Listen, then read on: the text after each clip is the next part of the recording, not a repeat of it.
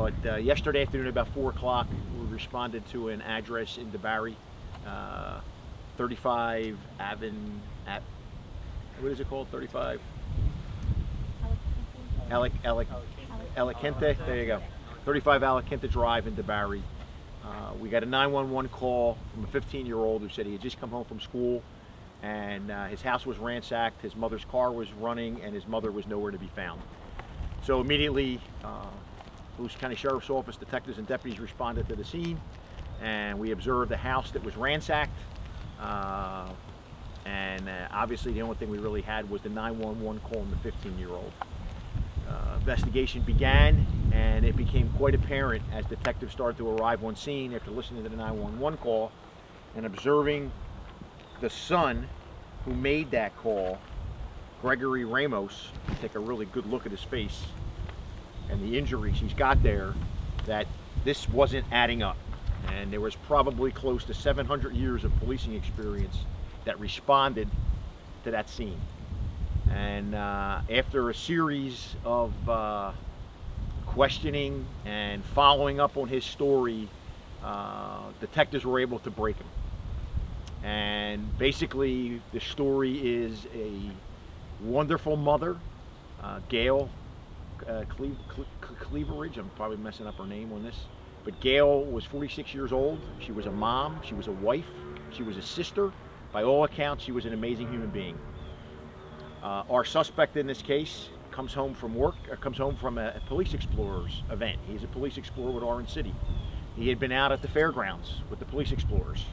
And when he returned home, his mother started to question him about his marks, in particular a D that he received in a certain subject. A very loud and boisterous and contentious argument ensued, and he went into his room.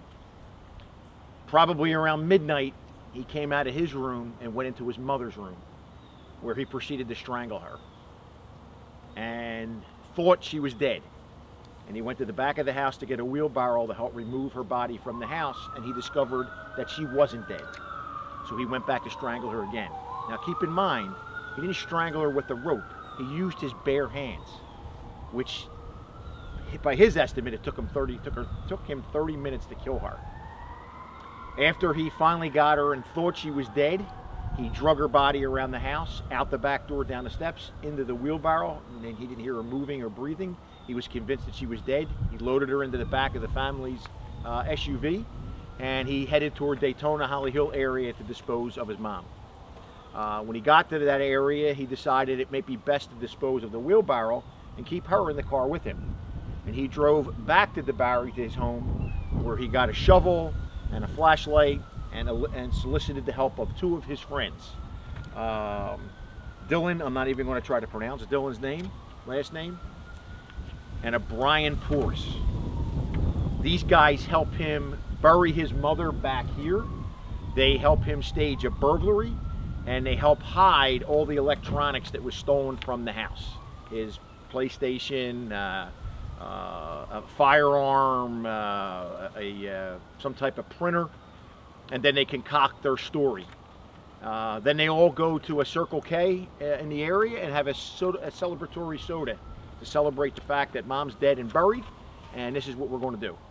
And then the next morning, our suspect gets up and goes to school, and he's there until about 1 o'clock in the afternoon, and then he arrives home at 3:45, and then calls 911 and tells this tale of how his poor mother or something must have happened to her. At the end of the interview, which I will tell you, and the sergeant who interviewed him is standing right here, he was no sign of remorse whatsoever. He was a soulless individual who thought he was the smartest person in the room and was going to outsmart 700 years of policing that was in that area, worked in this case. He also stated to us that he believes he deserved a Grammy for the way he performed with the 911 call that was there. And like I said, he was a police explorer for Orange City, 15 years old. Of all the work that I've done, he's probably one of the top 3 sociopaths that I've ever come across. I mean, we brought him out here last night to reenact the crime scene, and you might have thought he was going on national television. He was so happy with himself that he was out, he was getting his moment in the sun, and wanted to tell everybody how smart he was for what he did to his mom.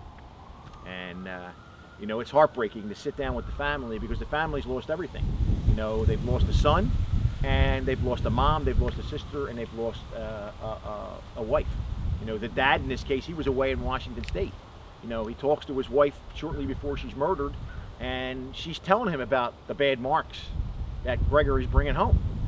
And then in the morning, Gregory texted his dad and let him know how everything's really good. What time are you coming home? So knowing his mother has already been dead and buried. And then the poor father lands, and he's met by us and informed of what's going on. So, I mean, it's I don't know what to say. It's just heartbreaking. And to watch how cold and callous and calculating he was, I think was probably the most shocking thing for all of us. Just so matter-of-factly, yeah, I killed her. Yeah, I drug her around the house. Yeah, we drove around. Yeah, I dug a hole. Yeah, I shoved her in the hole. Yeah, I poured bleach in there to kill the smell. And, you know, at one point in time, he was going to cut her finger off to take her wedding band so he could pawn it so he could flee to Michigan. There's some of the things that were going through his head. 15 is what the scary part of all this is. 15 years old.